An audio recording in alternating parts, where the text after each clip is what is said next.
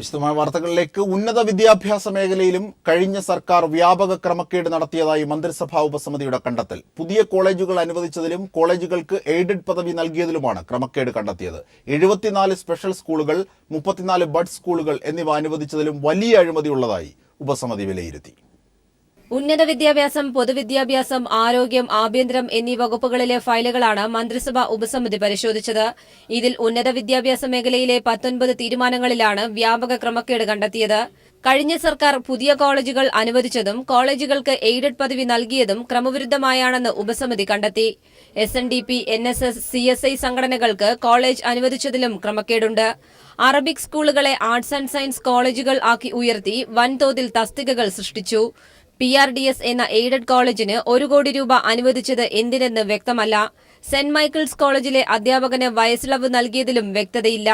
ഫെബ്രുവരി 10-ന് കഴിഞ്ഞ സർക്കാർ 12 എയ്ഡഡ് കോളേജുകൾക്ക് അനുമതി നൽകിയതും ക്രമവിരുദ്ധമായാണെന്ന് മന്ത്രിസഭാ ഉപസമിതി കണ്ടെത്തി.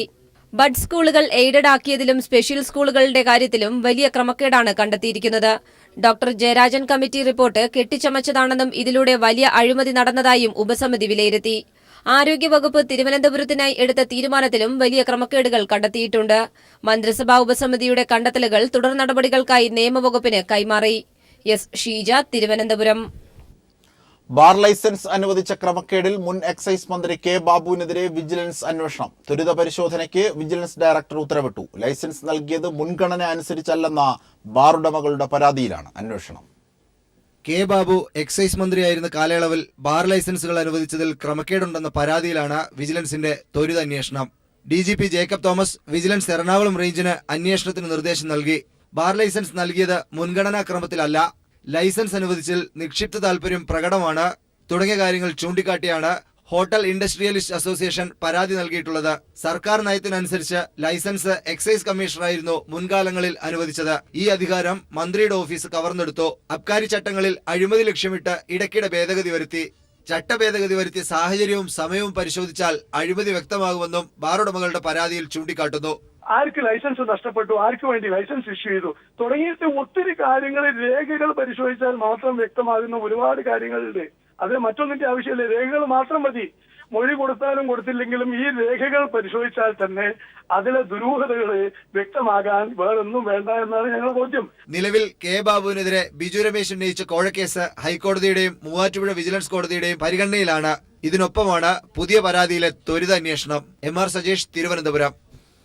അഴിമതിക്കാർക്ക് ഇനി ഉറക്കമില്ലാത്ത അവസ്ഥയായിരിക്കുമെന്ന് CPIM സംസ്ഥാന സെക്രട്ടറി കോടിയേരി ബാലകൃഷ്ണൻ. ബാബുവിനെതിരെ പ്രഥമ ദൃഷ്ടിയ തെളിവുള്ളതിനാലാണ് കേസെടുത്തതെന്നും കോടിയേരി ബാലകൃഷ്ണൻ എറണാകുളത്ത് പറഞ്ഞു. സാധാരണഗതിയിൽ ഒരു വിജിലൻസ് ഡയറക്ടർ ഒരു ഉത്തരവിറങ്ങണമെങ്കിൽ പ്രഥമ ദൃഷ്ടിയ അത് സംബന്ധിച്ച് ഉണ്ടെങ്കിൽ മാത്രമേ സാധാരണ ഉത്തരവിടാറുള്ളൂ. ബാബുവിനെതിരായിട്ട് ഇത്തരം ആക്ഷേപങ്ങൾ നേരത്തെ തന്നെ ഉണ്ടായതാണ്. അങ്ങനെയുള്ള ഓരോ കാര്യങ്ങളും വിജിലൻസിൻ്റെ മുമ്പിലും കോടതിയുടെ മുമ്പിലും വരുമ്പോൾ സ്വാഭാവികമായിട്ടും ഇപ്പം വിജിലൻസ് കോടതി ഇടപെടുന്നുണ്ട്, വിജിലൻസ് വകുപ്പും ഇടപെടുന്നുണ്ട്. വിജിലൻസ് വകുപ്പ് ഇപ്പോൾ ചടുലമായി പ്രവർത്തിക്കുന്നൊരു വകുപ്പായിട്ട് മാറിയിരുന്നു. അഴിമതിക്കാർക്ക് ഇപ്പോൾ ഉറക്കമില്ലാത്ത അവസ്ഥയിലേക്ക് കാര്യങ്ങൾ ചെന്നെത്തിയിട്ടുണ്ട്. മുൻ വിജിലൻസ് ഡയറക്ടർമാരുടെ കാലത്ത് നടന്ന അന്വേഷണത്തിലെ പൊരുത്തക്കേടുകൾ പരിശോധിക്കാൻ ജേക്കബ് തോമസിന്റെ തീരുമാനം. തെളിവുകളും സാക്ഷിമൊഴികളുമുള്ള കേസുകളിൽ അന്വേഷണത്തിനിടയിൽ ബോധപൂർവം വീഴ്ച വന്നോ എന്നാണ് പ്രധാനമായും പരിശോധിക്കുക. നിയമോപദേശത്തിലൂടെ അന്വേഷണ ഉദ്യോഗസ്ഥനെ തെറ്റിദ്ധരിപ്പിച്ചോ എന്നതും അന്വേഷണ വിധേയമാകും. അഴിമതിക്കാരായ മുൻ മന്ത്രിമാർക്കും അവർക്ക് കുടചൂടിയ മുൻ വിജിലൻസ് മേധാവിമാർക്കും ഇരുട്ടടിയാവുകയാണ് ജേക്കബ് തോമസിന്റെ പുതിയ തീരുമാനം.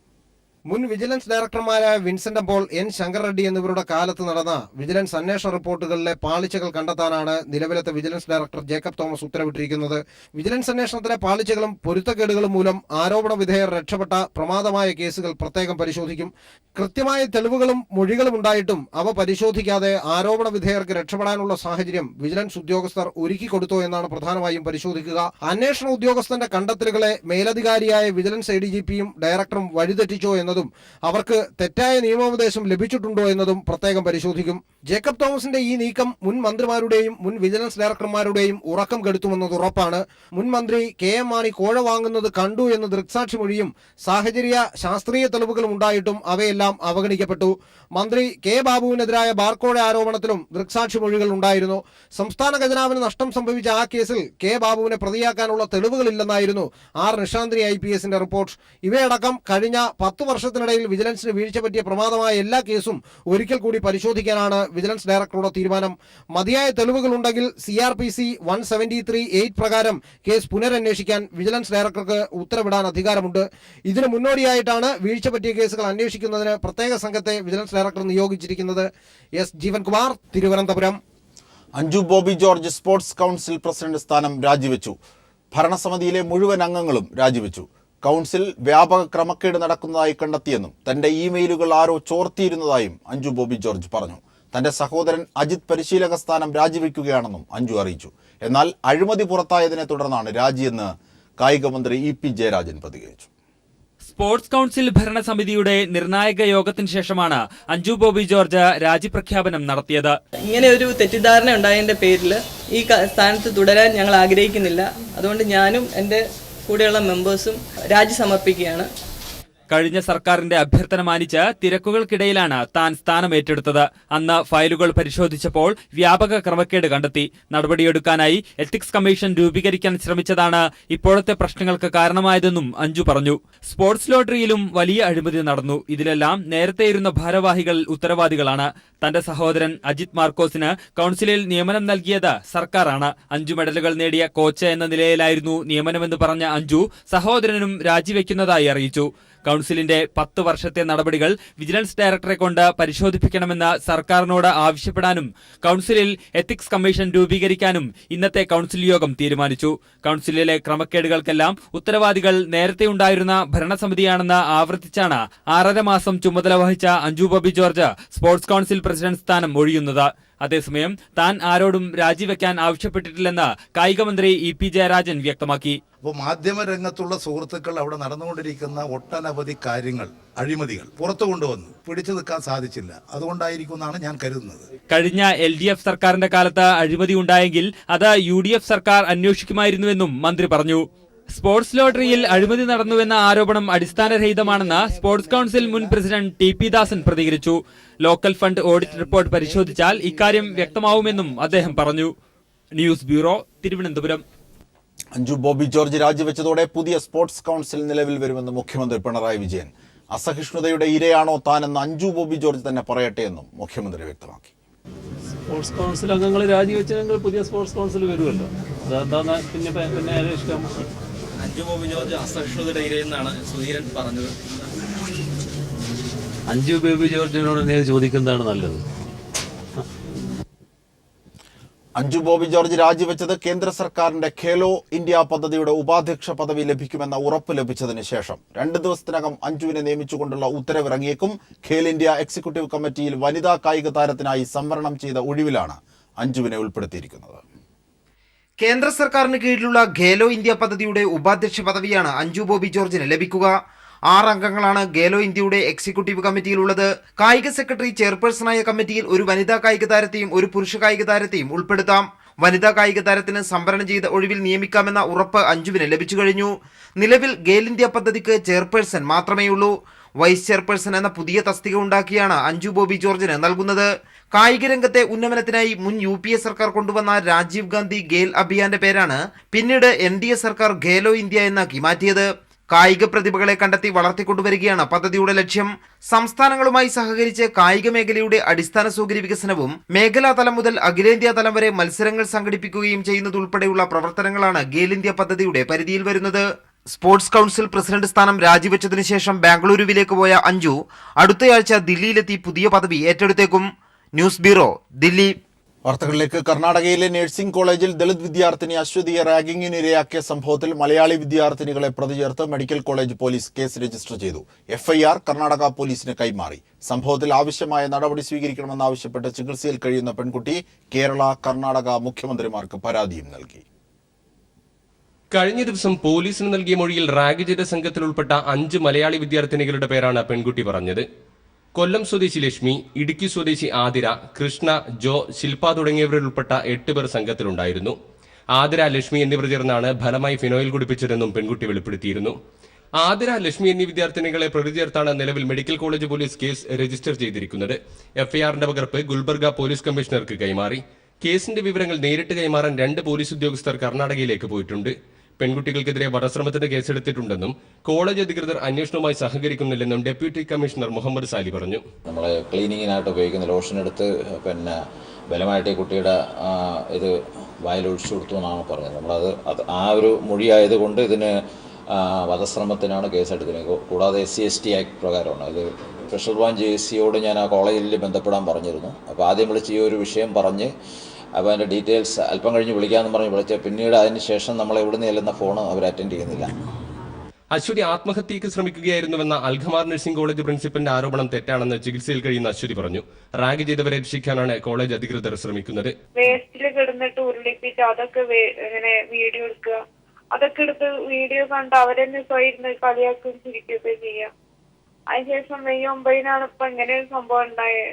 അത് റൂമിൽ വന്നിട്ട് ബലമായിട്ട് കൈയൊക്കെ പിടിച്ച് വായിക്ക് ആസിഡ് ഒഴിക്കുന്നു അവര്.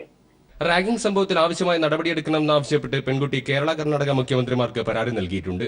കഴിഞ്ഞ ഡിസംബർ 1 മുതൽ മെയ് 9 വരെ കോളേജിൽ സീനിയർ വിദ്യാർത്ഥികളിൽ നിന്ന് നേരിടേണ്ടി വന്ന മാനസിക ശാരീരിക പീഡനങ്ങൾ കത്തിൽ വിവരിക്കുന്നുണ്ട്. News bureau, Kozhikode. നഴ്സിംഗ് വിദ്യാർത്ഥി അശ്വതിക്ക് നേരെ ഉണ്ടായ ക്രൂരമായ റാഗിങ്ങിൽ തകർന്നത് ഒരു കുടുംബത്തിന്റെ പ്രതീക്ഷ. പിതാവ് നേരത്തെ ഉപേക്ഷിച്ചു പോയ അശ്വതി ബാങ്ക് വായ്പ എടുത്താണ് കർണാടക ഗുൽബർഗയിൽ നഴ്സിംഗിന് ചേർന്നത്. പിതാവ് ഉപേക്ഷിച്ചു പോയ കുടുംബത്തെ അമ്മ ജാനകി കൂലിപ്പണിക്ക് പോയാണ് പോറ്റുന്നത്. കുടുംബത്തിന്റെ പ്രതീക്ഷയായിരുന്നു അശ്വതി. നഴ്സിംഗിന് ചേരാനായി 4 ലക്ഷം രൂപ ബാങ്ക് വായ്പ എടുത്തു. 75,000 രൂപ കോളേജിൽ അടയ്ക്കുകയും ചെയ്തിട്ടുണ്ട്. സാമ്പത്തികമായി ഏറെ പിന്നാക്കം നിൽക്കുന്ന കുടുംബത്തിന്റെ പ്രതീക്ഷകൾക്കുമേൽ ഇടിത്തി പോലെയാണ് റാഗിംഗ് വിവരമെത്തിയതെന്ന് അമ്മാവൻ പറഞ്ഞു. ഇപ്പൊ ഇത്രയും ദിവസമായി ഈ ആള് നാട്ടിലെത്തിയിട്ട് ഇതുവരെയും ഈ കോളേജിന്റെ അധികൃതരുടെ ഭാഗത്തുനിന്ന് യാതൊരുവിധ ഒരു അന്വേഷണമോ കാര്യങ്ങളോ ഇതുവരെ ഉണ്ടായിട്ടില്ല. ഈ ക്രൂരകൃത്യം ചെയ്ത ഈ വിദ്യാർത്ഥികളെ, ഈ സീനിയേഴ്സ് വിദ്യാർത്ഥികളെ നിയമത്തിന്റെ മുന്നിൽ കൊണ്ടുവരണം. അതിന് എല്ലാ അധികൃതരും ഇതിനു വേണ്ടിയിട്ട് ശ്രമിക്കണം എന്നാണ് എനിക്ക് കുട്ടിയുടെ ഒരു അങ്കിൾ എന്ന നിലക്ക് എനിക്ക് ബോധിപ്പിക്കാനുള്ളത്. അമ്മയും ബന്ധുക്കളും കോഴിക്കോട് മെഡിക്കൽ കോളേജിൽ അശ്വതിയുടെ കൂടെയുണ്ട്. കുടുംബത്തിന്റെ പരാതിയെ തുടർന്ന് എടപ്പാളിലെ കളരിക്കൽ പറമ്പിലെ വീട്ടിലെത്തി പോലീസ് വിവരങ്ങൾ ശേഖരിച്ചു. News bureau, Malappuram. ജിഷ വധക്കേസിൽ പ്രതി അമീറുൽ ഇസ്ലാമിനെ ചോദ്യം ചെയ്യുന്നത് തുടരുന്നു. കൊലയ്ക്ക് ഉപയോഗിച്ച ആയുധവും കൊലപാതക സമയത്ത് ഇയാൾ ധരിച്ചിരുന്ന വസ്ത്രവും ഉടൻ കണ്ടെത്താനാകുമെന്ന പ്രതീക്ഷയിലാണ് പോലീസ്. മൂവാറ്റുപുഴ, റാന്നി, കരിയിലക്കുളങ്ങര എന്നിവിടങ്ങളിൽ നേരത്തെ നടന്ന കൊലപാതകങ്ങളിൽ അമീറുൽ ഇസ്ലാമിന് പങ്കുണ്ടോ എന്നും പോലീസ് അന്വേഷിച്ചു വരികയാണ്. അതേസമയം തെളിവെടുപ്പ് ഇന്ന് നടത്തിയില്ല. പെരുമ്പാവൂർ കോടതിയിൽ നിന്ന് ഇന്നലെ 2 മണിയോടെ ആലുവ പോലീസ് ക്ലബ്ബിലെത്തിച്ച അമീറുൽ ഇസ്ലാമിനെ ചോദ്യം ചെയ്യുന്നത് തുടരുകയാണ്. കൊലയ്ക്കുപയോഗിച്ച ആയുധവും കൊലപാതക സമയത്ത് ഇയാൾ ധരിച്ചിരുന്ന വസ്ത്രവും എവിടെയാണ് എന്ന കാര്യത്തിൽ ഇയാൾ വിരുദ്ധ മൊഴികളാണ് നേരത്തെ പോലീസിന് നൽകിയത്. ഇതിനിടെ ഇയാളുടെ താമസ സ്ഥലത്ത് നിന്ന് കണ്ടെടുത്ത കത്തി കൊലയ്ക്കുപയോഗിച്ചതല്ലെന്നും അന്വേഷണത്തിൽ വ്യക്തമായിരുന്നു. അതിനാൽ യഥാർത്ഥ ആയുധവും വസ്ത്രങ്ങളും ഇവിടുന്ന് കടത്താൻ അമീറുൽ മറ്റൊരാളുടെ സഹായം തേടിയതായി പോലീസ് കരുതുന്നുണ്ട്. അമീറുൽ ഇക്കാര്യത്തിൽ വ്യക്തത വരുത്തിയിട്ടില്ല. കൂടുതൽ ചോദ്യം ചെയ്യലിൽ ഇത് സംബന്ധിച്ച് ഇയാൾ വെളിപ്പെടുത്തൽ നടത്തുമെന്നാണ് പോലീസിന്റെ പ്രതീക്ഷ. മൂവാറ്റുപുഴ, റാന്നി, കരിയിലക്കുളങ്ങര എന്നിവിടങ്ങളിൽ നടന്ന കൊലപാതകങ്ങളിൽ ഇയാൾക്ക് പങ്കുണ്ടോ എന്നും പോലീസ് അന്വേഷിക്കുന്നുണ്ട്. കൊലപാതകത്തിലെ സമാനതയാണ് അതിന് കാരണം. അതേസമയം കസ്റ്റഡിയിൽ വെച്ച് തിരിച്ചറിയൽ പരേഡ് നടത്താൻ പോലീസ് തീരുമാനിച്ചിട്ടുണ്ട്. എന്നാൽ തെളിവെടുപ്പ് എപ്പോൾ നടത്തണമെന്നത് സംബന്ധിച്ച് അന്തിമ തീരുമാനമായിട്ടില്ല. മതിയായ സുരക്ഷ ഒരുക്കിയ ശേഷമായിരിക്കും പെരുമ്പാവൂരിലും ഇതര സംസ്ഥാനങ്ങളിലും പ്രതിയെ കൊണ്ടുചെന്ന് തെളിവെടുപ്പ് നടത്തുക. KM ഉമേഷ്, കൊച്ചി. വാർത്തകളിലേക്ക്. വലിച്ചുകെട്ടിയ പ്ലാസ്റ്റിക് ഷീറ്റിന്റെ അടച്ചുറപ്പേ ഉള്ളൂ വയനാട്ടിലെ വാഴവറ്റയിലെ തോട്ടുമാക്കൽ പ്രകാശിന്റെ വീടിന്. ബിരുദ വിദ്യാർത്ഥിയായ മകളും മകനും ഭാര്യയും അടങ്ങുന്ന കുടുംബം ഏതു നിമിഷവും തകർന്നു വീഴാവുന്ന ഷെഡിലാണ് താമസിക്കുന്നത്. നിർധനരായ ഈ കുടുംബം അധികൃതരുടെ കനിവാണ് ഇപ്പോഴും കാത്തിരിക്കുന്നത്. വാഴവറ്റയിലെ ഈ വഴിയോരത്ത് അടച്ചുറപ്പുള്ള ഒരു കൊച്ചു വീടാണ് ഇവരുടെ സ്വപ്നം. പ്രകാശിന്റെ നെഞ്ചുലയുന്ന പെരുമഴക്കാലമാണിത്. 2 വർഷത്തിലേറെയായി നട്ടെല്ലിന്റെ തേയ്മാനം കാരണം ജോലിക്ക് പോകാനാവുന്നില്ല. ഭാര്യ സുജ വീട്ടുജോലിക്ക് പോയാണ് കുടുംബത്തെ മുന്നോട്ട് നയിക്കുന്നത്. മകളുടെ ബിരുദ പഠനത്തിനും ഇളയ മകന്റെ സ്കൂൾ വിദ്യാഭ്യാസത്തിനുമെല്ലാം ഇതുമാത്രമേയുള്ളൂ വരുമാനം. വൈദ്യുതി പോലുമില്ലാത്ത വീട്ടിൽ മക്കളുടെ പഠനം പോലും ഇടയ്ക്ക് മുടങ്ങുന്നത് വേദനയോടെയേ ഇവർക്ക് പറയാനാകൂ. വീടിൻ്റെ എന്ന് പറഞ്ഞാൽ ഇപ്പോൾ 4 പേരും കൂടി ഇതിനകത്ത് താഴെ കിടക്കാനുള്ള സൗകര്യം മാത്രമേ ഉള്ളൂ. വേറെ ഒന്നുമില്ല. ഒരു അടുക്കള വേറെ തിരിച്ചിട്ടൊന്നുമില്ല. അങ്ങനെ തന്നെ ആണ് ഇപ്പോൾ 4 വർഷമായിട്ട്. മഴക്കാലമാകുമ്പോൾ ഇത് കാറ്റൊക്കെ എടുക്കും, ഭയങ്കര പ്രശ്നമാണ്. എന്ന് വെച്ചാൽ രാത്രിയിലൊന്നും ഉറങ്ങാൻ പറ്റുന്നില്ല. അങ്ങനത്തെ ഒരു അവസ്ഥയാണ്. പിന്നെ എന്താ ഇന്നാവും നാളെ ആവും എന്ന് വിചാരിച്ച് ഇങ്ങനെ കാത്തിരിക്കുകയാണ്. പഞ്ചായത്തിൽ നിന്ന് 1 ലക്ഷം രൂപ വീടിനായി നേരത്തെ അനുവദിച്ചിരുന്നു. എന്നാൽ പ്രാരംഭ പ്രവർത്തനങ്ങൾ പൂർത്തിയാക്കിയാലേ ആദ്യ ഗഡു കിട്ടൂ എന്നതിനാൽ പണി നടത്താനായില്ല. അധികാരികളും സുമനസ്സുകളും കനിവിന്റെ കൈനീട്ടിയാൽ ഒരു കൊച്ചു കുടുംബത്തിന്റെ സ്വപ്നത്തിനും ഇവരുടെ ജീവിതത്തിനും വലിയ തണലാകും. അനൂപ് കയാർ, വയനാട്. റമദാൻ വ്രതനാളുകൾ ഇനി പാപമോചനത്തിന്റെ പ്രാർത്ഥനയുടെ നാളുകൾ. കാരുണ്യ പ്രവർത്തനങ്ങളുടെ നാളുകളിലേക്ക് കടക്കുമ്പോൾ പകൽ നേരത്തെ കഠിന വ്രതത്തിന് ശേഷം നോമ്പു തുറക്കാനെത്തുന്ന വിശ്വാസികളെ ലക്ഷ്യമിട്ട് വഴിയോര ഭക്ഷണശാലകൾ സജീവമായി തുടങ്ങി. ഇക്കുറി വിദേശ വിഭവങ്ങളും ഏറെയാണ്. വ്രതശുദ്ധിയുടെ 10 നാളുകൾ കടന്നു പോവുകയാണ്. ഇനി പാപമോചനത്തിന്റെ നാളുകൾ. ഭക്ഷണം ഉപേക്ഷിച്ച് പട്ടിണി അനുഭവിക്കുന്നവന്റെ വിശപ്പറിയുന്ന വിശ്വാസി കാരുണ്യ പ്രവർത്തനങ്ങളിലേക്ക് നീങ്ങുന്ന നാളുകൾ. ഇതോടെ വൈകുന്നേരങ്ങൾ ഇഫ്താർ സംഗമങ്ങളുടെയും കാരുണ്യ പ്രവർത്തനങ്ങളുടേതുമായി മാറുമെന്നുള്ളതാണ് മറ്റൊരു പ്രത്യേകത. റംസാൻ കാലമായാൽ കണ്ണൂർ സിറ്റിയിലെ വഴിയോരങ്ങൾ പുത്തൻ ഭക്ഷണശാലകൾ കൊണ്ട് നിറയും. പഴയ ചട്ടിപ്പത്തിരിയും തരിക്കഞ്ഞിയും ഒന്നുമല്ല, അറേബ്യൻ ഫുഡും കാട, ചിക്കൻ, ബീഫ് തുടങ്ങി വിവിധതരം കബാബുകൾക്കും കുബൂസ്, ബട്ടൂര എന്നിങ്ങനെ വൈവിധ്യങ്ങളേറിയ വിദേശ ഭക്ഷണത്തിനും പിന്നെ കണ്ണൂർ സിറ്റി ചന്തയിലെ സ്പെഷ്യൽ ചുരണ്ടിക്കും ആവശ്യക്കാർ ഏറെ. ഐറ്റംസ് എന്ന് പറഞ്ഞത് ചിക്കൻ കബാബ് ഉണ്ട്, കാട കബാബ് ഉണ്ട്, ചില്ലി ചിക്കൻ കബാബ് ഉണ്ട്, ബീഫ് കബാബ് ഉണ്ട്, പിന്നെ അറേബ്യൻ മുകളായി നമ്മളൊരു പ്രത്യേക സ്പെഷ്യലാണ്. പിന്നെ അരിപ്പത്തിരി ഉണ്ട്, ഒറോട്ടി ഉണ്ട്, കുബൂസ് ഉണ്ട്, വീറ്റ് പൊറോട്ട, പിന്നെ കോയൻ പൊറോട്ട, പിന്നെ പലതരം ബട്ടൂര, അങ്ങനത്തെ പലതരം ഐറ്റംസ് ഉണ്ട്. റംസാൻ വൈകുന്നേരങ്ങൾ ചന്തകളിൽ കുട്ടികൾക്കും ഉത്സവകാലമാണ്. റംസാൻ കാലമായാൽ സിറ്റിയിൽ സ്പെഷ്യൽ വിഭവങ്ങളുമായി ഇത്തരം കടകൾ ഉയർന്നു തുടങ്ങും. സിറ്റിക്ക് മാത്രമായുണ്ട് പ്രത്യേക വിഭവങ്ങൾ. കണ്ണൂർ സിറ്റിയിൽ നിന്നും PV ജോഷില.